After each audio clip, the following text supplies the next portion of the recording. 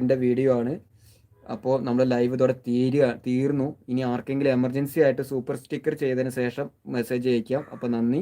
അപ്പം അദ്ദേഹത്തിൻ്റെ മറുപടിയാണ് പറയുന്നത്. ജോബിനെ കുറിച്ച് 10ാം ഭവനാധിപൻ എന്ന് പറയുന്നത് വ്യാഴമാണ്. 10ാം ഭവനാധിപനും അധികാരത്തിൻ്റെ അധിപനായ 3ാം ഭവനാധിപനായി വിദ്യാകാരകനും തമ്മിലുള്ള ബന്ധം സർക്കാരിൻ്റെ ജോലി കിട്ടാൻ സാധ്യത ഉണ്ട്.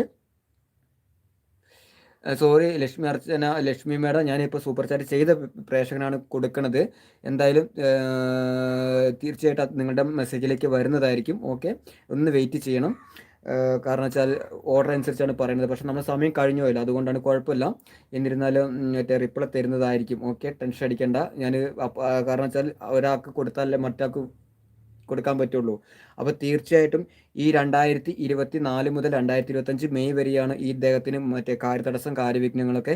ഇനി വ്യാഴം മറ്റേ അനുകൂലത്തിൽ 2ാം ഭാവത്തിലേക്ക് വരികയാണ്, ധനത്തിൻ്റെ ഭാവത്തിലേക്ക് വരികയാണ്.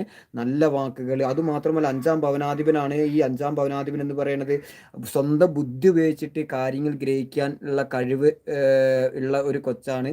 പക്ഷേ അത് ഉപയോഗിച്ച് അത് കൃത്യമായിട്ട് ഉപയോഗിക്കുക. പക്ഷേ സ്വബുദ്ധി ഉപയോഗിക്കുന്നുണ്ട്, പക്ഷേ അത് സ്വയം നഷ്ടപ്പെടുത്തുന്നുമുണ്ട്.